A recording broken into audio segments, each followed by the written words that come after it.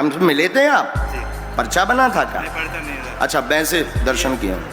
अच्छा, धाम गए थे। आप 10 दिन ललितपुर जा रहे हैं।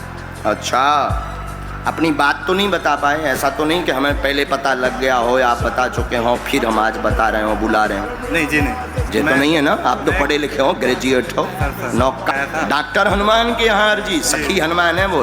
बोलो दंदरुआ हनुमान जी महाराज की।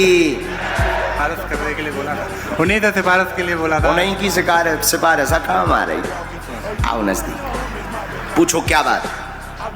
सर मैं एक प्रमोशन के लिए टेस्ट दे रहा हूँ सर। और कोई बात? माता जी के सर पूरे शरीर में दर्द है। हमने लिखा घर में समस्या, माँ के शरीर में दर्द, बीमार बनी हुई है, कृपा होगी आराम लगेगा। गठिया बात बन रहा है इनको, गठिया बात बन रहा है। स्वयं तनाव बना व पदोन्नति का आशीर्वाद।